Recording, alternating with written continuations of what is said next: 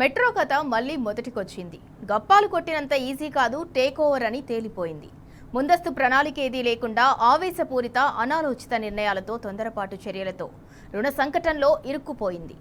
ఒకవైపు అప్పు పుట్టే పరిస్థితి కనిపించకపోవటం, మరోవైపు ప్రభుత్వ ఖజానా నుంచి ఏకంగా 1440 కోట్లు ఎల్ఎన్టీ ఖాతాలోకి చేరటం, ఆపై రుణానికి వడ్డీ కట్టాల్సి రావడంతో ప్రభుత్వం కక్కలేక మింగలేక తంటాలు పడుతోంది.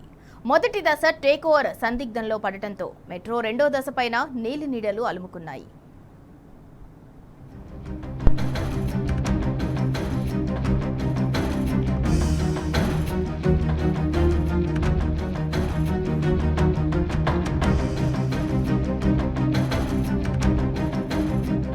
హైదరాబాద్ మెట్రో రైలు మొదటి దశ స్వాధీన ప్రక్రియ కథ మళ్లీ మొదటికొచ్చింది. కాంగ్రెస్ ప్రభుత్వం అనాలోచిత దుందుడుకు నిర్ణయాల ఫలితంగా ప్రాజెక్టు ఆగమాగమైంది. సగం ధరకే టేకోవర్ చేసి చాంపియన్లుగా నిలిచామంటూ రేవంత్ సర్కారు కొట్టిన గప్పాలు బూమరంగయ్యాయి. 4% వడ్డీకే ఐఆర్ఎఫ్సి రుణాన్ని తీసుకొచ్చాము, హైదరాబాద్ మెట్రో ఇక లాభాల్లో పరుగులు పెడుతుంది అంటూ స్వయంగా ముఖ్యమంత్రి రేవంత్ రెడ్డి పదే పదే చేసిన ప్రకటనలు ఉత్తవేనని తేలిపోయాయి. ఎల్&టీని బురిడి కొట్టించామని చెప్పుకున్న ప్రభుత్వమే ఇప్పుడు దిక్కుతోచని స్థితిలో పడిపోయింది. రెండో దశ డిపిఆర్ ఆమోదం దేవుడెరుగు, మొదటి దశ టేక్ ఓవర్ ప్రక్రియ మళ్లీ మొదటికి రావడంతో ఏం చెయ్యాలో అర్థం కాక అధికారులు తలలు పట్టుకుంటున్నారు. రుణం వచ్చే దారులు కనిపించకపోవడం, ప్రభుత్వ ఖజానా నుంచి ఏకంగా 1440 కోట్ల రూపాయలు ఎల్&టీ ఖాతాలోకి చేరడం, ఎల్&టీ రుణంపై వడ్డీ కట్టాల్సి రావడంతో రేవంత్ సర్కారు కక్కలేక మింగలేక తంటాలు పడుతున్నది. గ్రేటర్ ఎన్నికల ముందు మెట్రో రెండో దశ పేరుతో హడావుడి చేయాలనుకున్న అధికార పార్టీకి పాలనాపరంగా, రాజకీయంగా సంకట పరిస్థితులు నెలకొన్నాయి.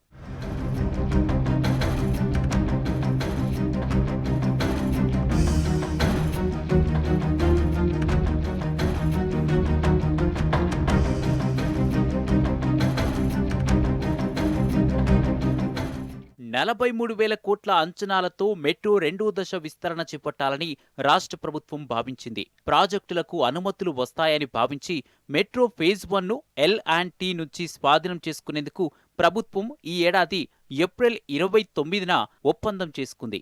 సంస్థకున్న 13,600 కోట్ల రూపాయల భారీ రుణాన్ని ప్రభుత్వం పేరిట బదిలీ చేయించుకున్నది. దీనిని చెల్లించేందుకు ఇండియన్ రైల్వే ఫైనాన్స్ కార్పొరేషన్ ద్వారా తక్కువ వడ్డీకే రుణం సేకరిస్తున్నామని ప్రభుత్వం ప్రకటించింది. ప్రభుత్వానికి ఐఆర్ఎఫ్సి నుంచి రుణం రాకుండానే 1440 కోట్ల రూపాయల ఈక్విటీని ఎల్&టీ నుంచి సర్కారు బదిలీ చేసుకున్నది.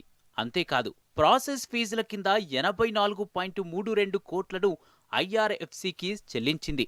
గడువు కంటే ముందే ఈ ప్రక్రియను పూర్తి చేసిన కేంద్రం ఆడిన చదరంగంలో రేవంత్ పావులా మారిపోయారు. మెట్రో ద్వారా వచ్చే రాబడిలో ముందుగా నిర్వహణ ఖర్చులు చెల్లించాలని కేంద్రం స్పష్టం చేయగా ఐఆర్ఎఫ్సి రుణానికే మొదటి ప్రాధాన్యత ఇస్తామని ప్రభుత్వం అంగీకరించడం పెద్ద చిక్కుముడిగా మారింది. ఫలితంగా ఐఆర్ఎఫ్సి నుంచి రుణం ఆగిపోయింది. ఇప్పుడు ప్రత్యామ్నాయ రుణం కోసం ప్రభుత్వం బ్యాంకుల చుట్టూ తిరిగే దుస్థితి దాపురించింది.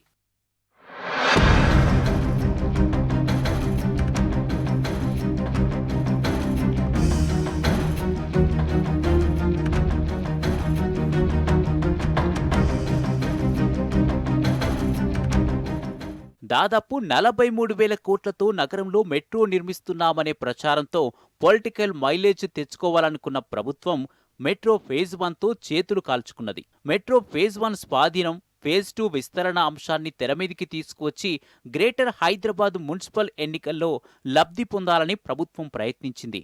కానీ రుణ ప్రక్రియ ఆగిపోవడం, ఫేజ్ 1 కథ మళ్లీ మొదటికి రావడంతో ఇటు ప్రభుత్వ పరంగా, అటు రాజకీయంగా సంక్షోభాన్ని ఎదుర్కొనే పరిస్థితులు నెలకొన్నాయి.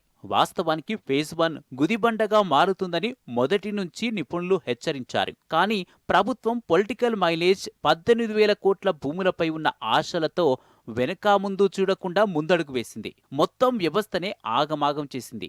జాప్యానికి కేంద్రమే కారణమనే నెపం నెట్టివేసే ప్రయత్నాలు చేసినా ఫలించలేదు.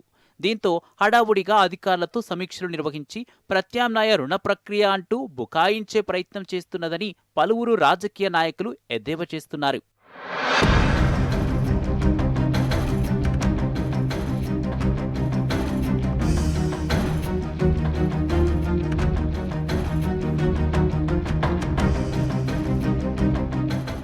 పీపీపీ మోడల్ నుంచి తట్టాబుట్టా సర్దుకుని వైదొలగాలని భావించిన ఎల్&టీ సంస్థకు ఈ జాప్యం తీవ్ర ఇబ్బందికరంగా మారింది. గతంలో నిర్వహణా భారం, అప్పుల బాధ్యత, నెలవారీ వడ్డీల చెల్లింపులను ఎల్&టీ సంస్థ చూసుకునేది. కానీ రాష్ట్ర ప్రభుత్వం స్వాధీన ప్రక్రియకు ఒప్పందం చేసుకోవడంతో ఇప్పుడు అప్పుల భారం ప్రభుత్వంపై పడింది. టేక్ ఓవర్ ఆలస్యం కావడంతో రోజుకు 2.5 కోట్ల నుంచి 3 కోట్ల రూపాయల వరకు వడ్డీ భారాన్ని ప్రభుత్వమే మోయాల్సి వస్తున్నదని నిపుణులు చెప్తున్నారు. ఒప్పందం జరిగిన నాటి నుంచి ఇప్పటి వరకు గత 2 నెలల్లో ఏకంగా 150 నుంచి 180 కోట్ల రూపాయల భారం ప్రభుత్వ ఖజానాపై పడింది. సగం ధరకే ప్రాజెక్టును కొనుగోలు చేశామని, తక్కువ వడ్డీకే రుణం తెచ్చామని, ఏటా 250 నుంచి 300 కోట్ల భారాన్ని తగ్గిస్తామని రాష్ట్ర ప్రభుత్వం గొప్పలకు పోయింది. కానీ ముందస్తు ప్రణాళికా లోపం కారణంగా ఆర్థిక ఊబిలో ఇరుక్కుపోయిందని నిపుణులు అభిప్రాయపడుతున్నారు.